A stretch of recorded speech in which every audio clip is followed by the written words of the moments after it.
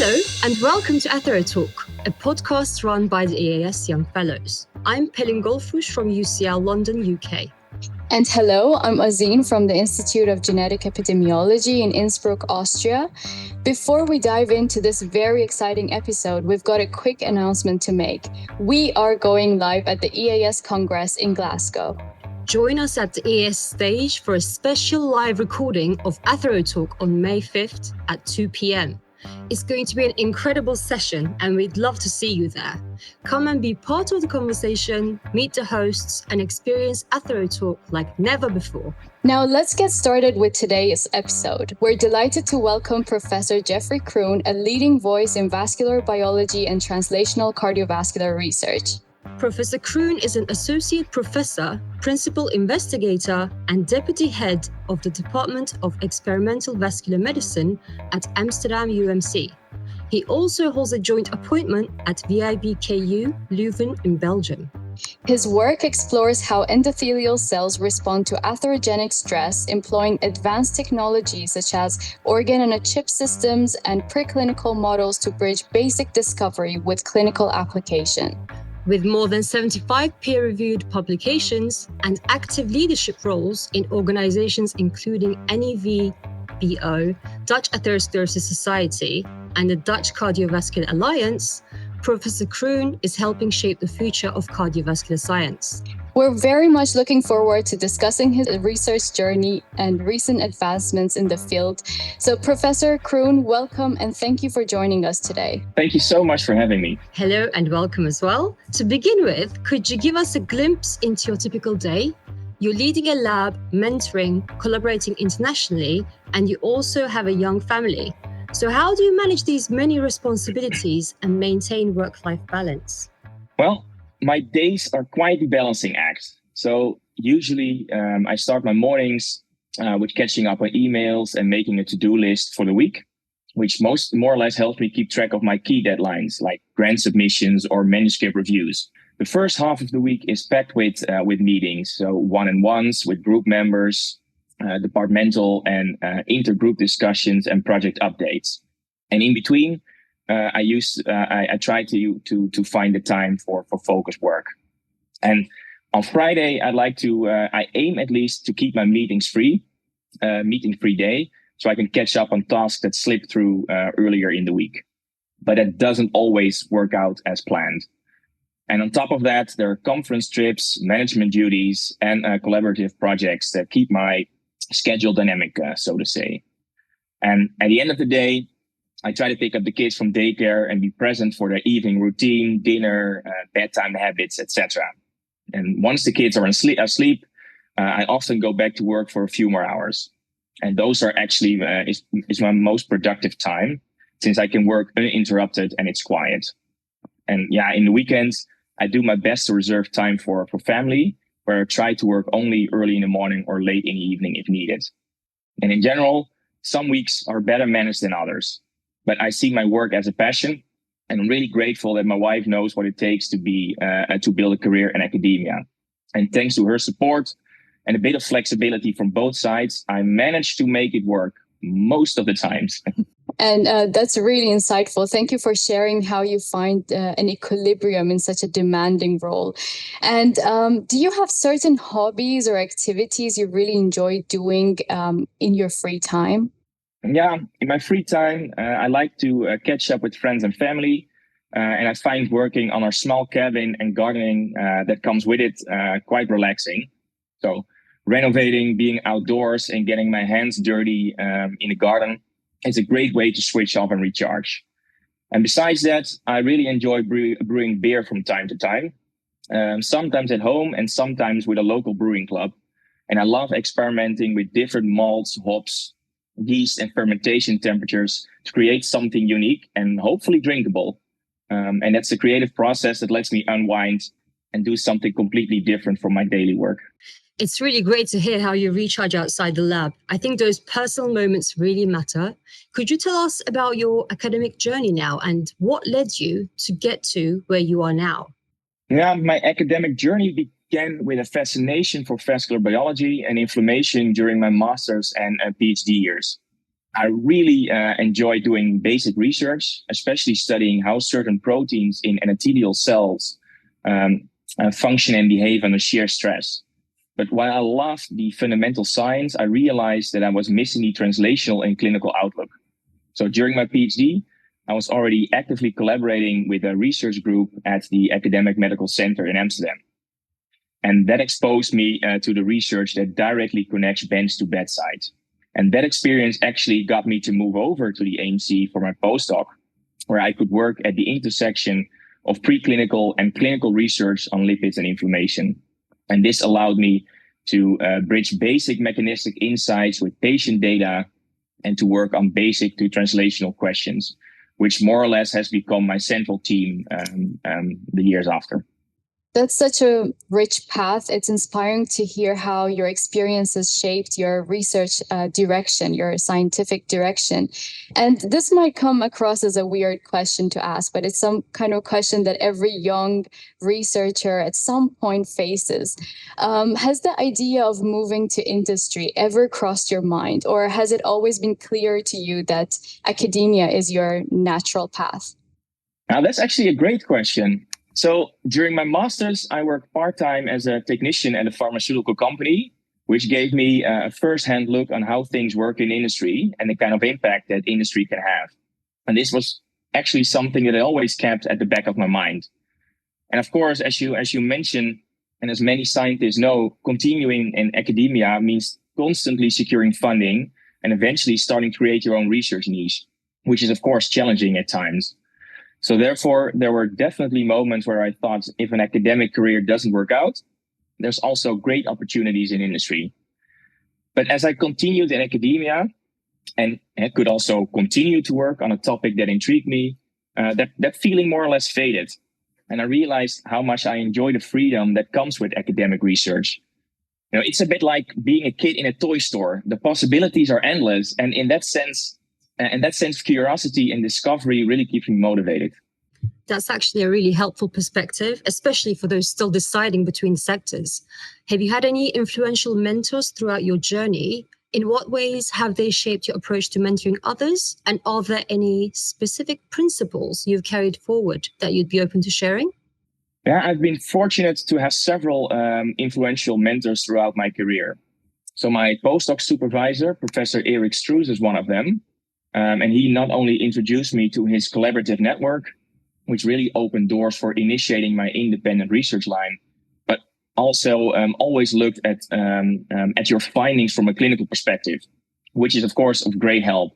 And he emphasized that, you know, viewing projects already in the early phase as manuscripts with a strong beginning and end, and stressed the value of connecting the right people with complementary expertise. And that is something I also try to do now in my own research group. So build teams with a shared passion, but diverse skills, and help everyone to play their strengths, basically. And another key mentor has been Professor Peter Carmelit. Working in his lab as a visiting scientist, and also throughout the years, I learned a lot from his visionary perspective, his drive for excellence, and the fast pace of his research environment. And to come back to your other question, when it comes to mentoring others, I'm generally enthusiastic and optimistic, and always try to pay that forward. And I aim to create an open, supportive environment where people feel comfortable sharing both their own ideas, but also their setbacks. So I think I want to motivate my team and help them see the possibilities in their findings with a positive attitude. And I also really encourage independence, but I'm also always available for guidance and feedback. Those lessons clearly made a lasting impact, and it's wonderful to see how you're passing them forward. So you've worked across institutions and countries, and how has this international experience influenced your scientific approach, and would you recommend it to your younger colleagues to do it as well? Yeah, so seeing how things are done in different labs and cultures, I really think made me more open-minded, more adaptable, and perhaps more creative in tackling research questions, because, you know, you're broadening your experimental palette. And it also really helped me to expand my network and learn new techniques, and also gain fresh insights and perspectives, which you don't always get at one place. But I think that said, I don't think you have to move abroad for years to benefit. So even, a few months in a different group, learning new techniques can be incredibly useful. So my advice to younger colleagues is, if you get the chance, take it. So even a brief international experience during your postdoc can really have a big impact on how you grow as a scientist. I agree. Your global perspective really stands out. It adds so much depth to your collaborative work. Looking back, what advice would you give to your younger self just starting out as a postdoc? Looking back, I would tell my younger self, really do what you like. Starting your own group and building your career in science, it takes a huge investment of time and energy. So it's really important to find the area and topics that truly spark your intrinsic motivation, because you spend a lot of hours working. So you better make sure it's something you're really passionate about. And also, it's perhaps an open door, but be prepared for a bumpy ride, because setbacks are, of course, inevitable and part of the job. So resilience is key, right? Learn from failures, adapt, and don't be discouraged, or at least not too long, if things don't go as planned. And as John Lennon once said, life is what happens to you while you're busy making other plans. And I think this is also something that really holds true for science as well. And also, don't try to do everything at once. So it's better to do a few things really well. And, in the beginning, I was also afraid to ask for help or search for collaborations. But it's really good, to seek out help by your mentors and collaborators, since science is really a team effort. And having a strong network will really help you through these tougher times as well. That's such a valuable wisdom, especially for all the early career scientists tuning in today. Thank you for sharing these with our young community. And are you still actively involved at the bench, or have you transitioned fully into a supervisory role? I'm not really doing that much practical work in the lab myself anymore. So a few years ago, when I started working in Leuven as well, I was still performing quite a few experiments. So the idea was to bring back several metabolically related assays back to Amsterdam so we could implement them in our group. But we managed to set that up. But after that, my responsibilities more or less shifted a bit. So now quite a bit of time is being taken by daily management tasks of the department, but also coordination of bachelor courses and teaching. And of course, the weekly meetings with technicians and PhD students and postdocs. And there's, of course, always the writing and reviewing of grants and papers. So my hands-on time in the lab has become rather limited.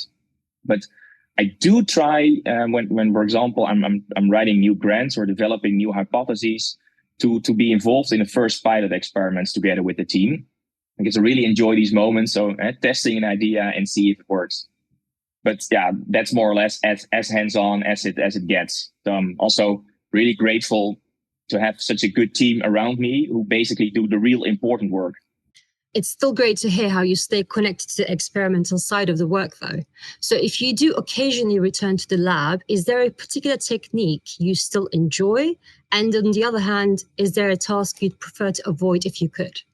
Yeah, so lifestyle imaging still excites me, right? What you see is what you get. And it's still amazing to visualize these real-time cellular processes with now modern probes and even more fancy microscopes.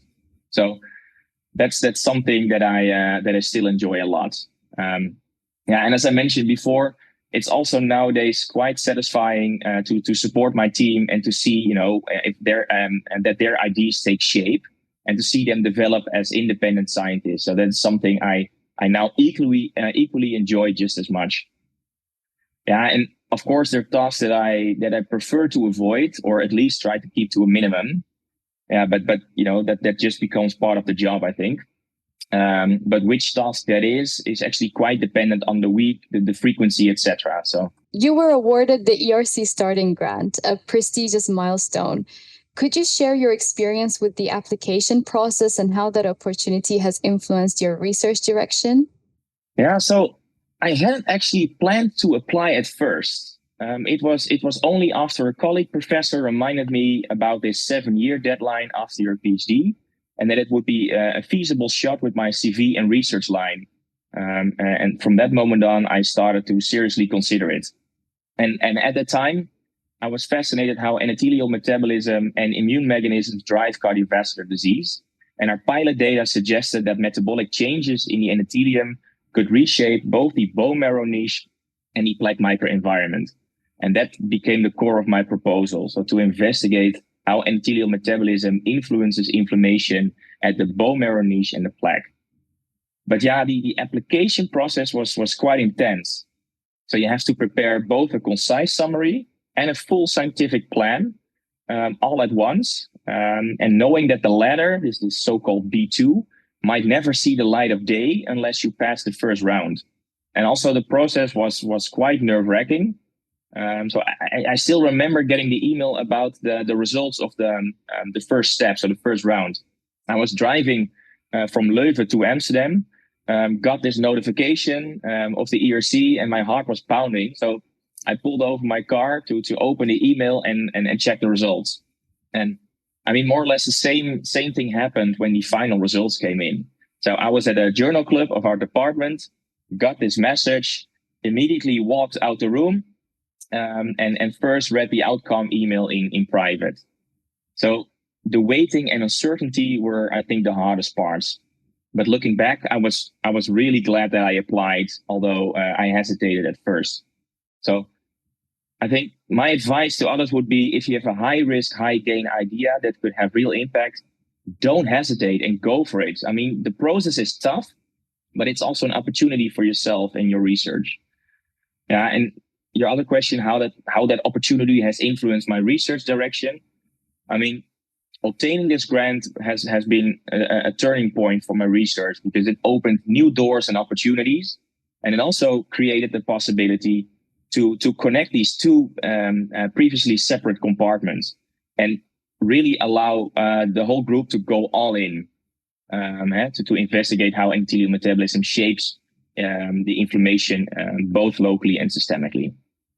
I think that kind of behind the scenes view is so helpful for others preparing their own applications. You've also participated in the EAS Young Fellows program.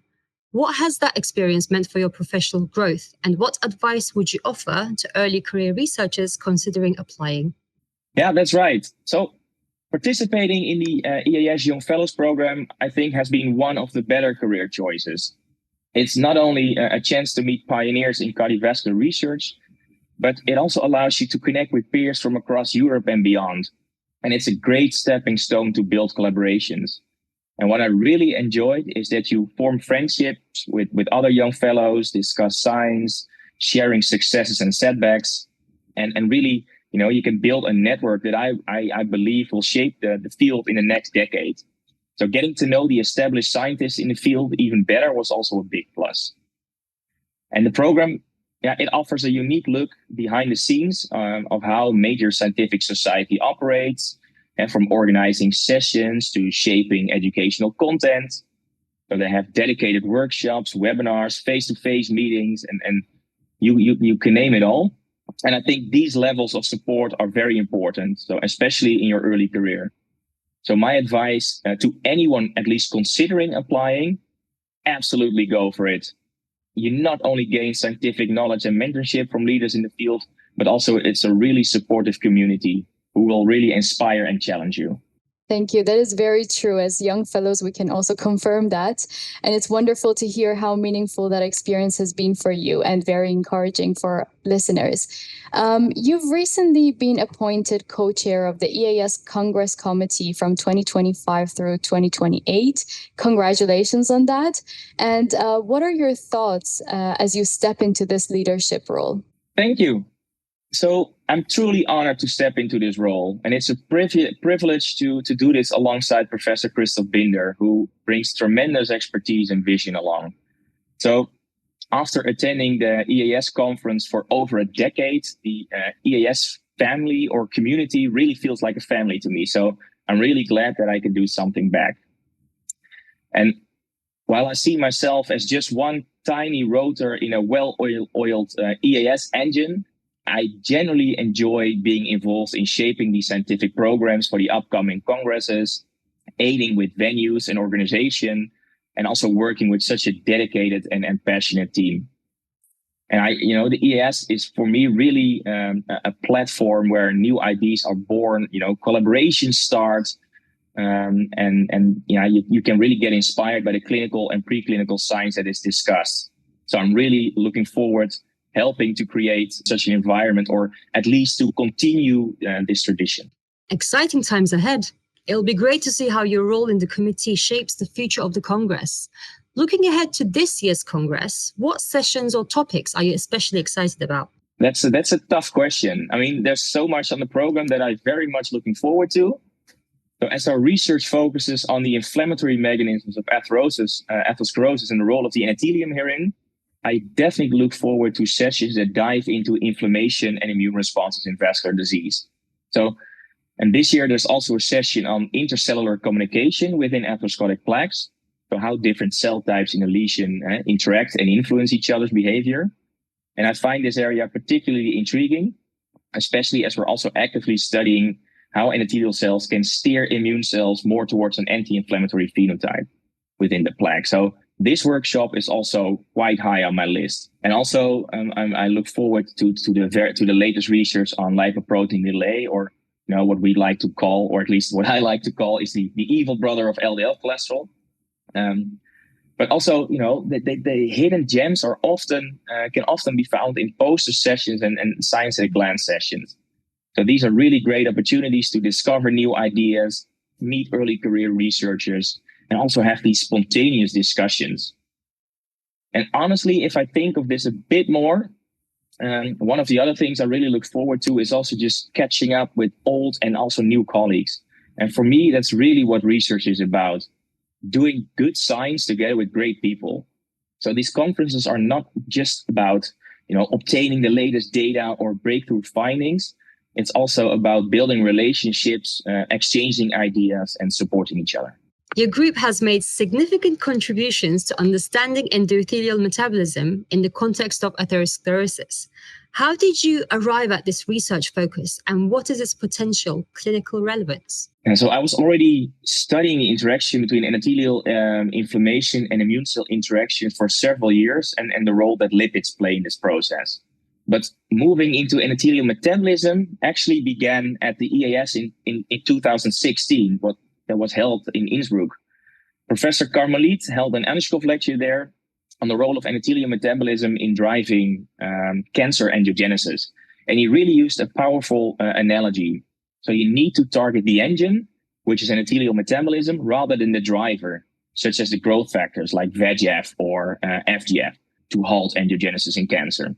Because he explained that while VEGF blocking therapies initially reduce tumor angiogenesis, tumors can often escape by upregulating alternative pathways like FGF, and that allows blood vessels to regrow. So this analogy really became a cornerstone for my work. And at that time, I was studying how LPA drives vascular inflammation, which leads to an increased immune cell influx into the atherosclerotic lesion. And Peter's insight basically sparked the pivotal question of could metabolic reprogramming in endothelial cells then be the engine that drives this LPA-induced inflammation? So that was how I basically rolled into the topic. And I do believe that modulating endothelial metabolism has potential clinical relevance.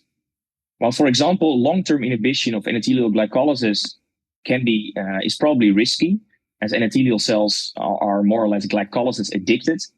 Our focus on possible dietary interventions, but also targeting specific metabolic byproducts, could offer a safer approach. And with drugs like metformin, which fine-tunes metabolism via AMPK regulation and also improving mitochondrial respiration, I think this is a great example on how metabolic modulation can yield cardiovascular benefit without causing immunosuppression. So following up on what you already said, you've studied both lipid pathways, including lipoprotein little a and inflammatory mechanisms.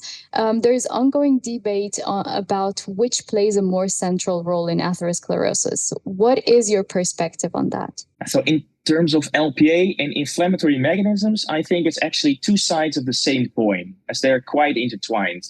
So while LPA directly contributes to lipid accumulation in the plaque, It's oxidized phospholipids, which are carried on apolil-A, on its own also drive inflammation, right? And monocyte activation, recruitment of these cells, and also immune cell activation. And on the other side, chronic inflammation enhances lipid retention and oxidation, creating a vicious cycle. So besides that, I think combining lipid-lowering therapies together with anti-inflammatory agents may offer the most effective strategy to really reduce this residual inflammatory risk in patients that are already optimally treated with lipid-lowering therapy. Your balanced view is really valuable, especially in such an evolving field. From your point of view, what's one recent scientific breakthrough, whether in technology or conceptual understanding, that has shifted how you think about atherosclerosis? Yeah, I think it's a combination of breakthroughs that really changed how I at least think about atherosclerosis. So the integration of multi-omics technologies like plasma proteomics, single cell, and spatial transcriptomics. And by really combining these approaches, it becomes more and more feasible to start mapping the cellular and molecular landscape of atherosclerotic plaques in great detail, and also to identify which cell types and pathways are active at different disease stages. And this together with the rise of AI and machine learning, I think in the near future really helps us to make sense of these complex data sets and really move forward towards this personalized risk prediction and targeted therapies. But also, the next big step is we should not forget that we also need to validate these findings and prove causality. But I think all in all, this system level approach really fundamentally shifted the field. It's really fascinating how these kind of discoveries can really change how we approach the science. And what is your next step in your lab? And are there upcoming projects or new directions you're particularly enthusiastic about? And so as I briefly mentioned already, our work explores how metabolic changes in ECs drive vascular inflammation and athero. By, for example, using murine, but also 3D models, we study how risk factors like high glucose, high cholesterol, or low-grade inflammation alters the endothelial secretome. So these cytokines and metabolites that can locally shape the immune responses. And by also now integrating single-cell data from patients, we really aim to map how these changes activate immune cells and aiming to identify, based on that therapeutic targets, to at least trying to slow down atherosclerosis progression.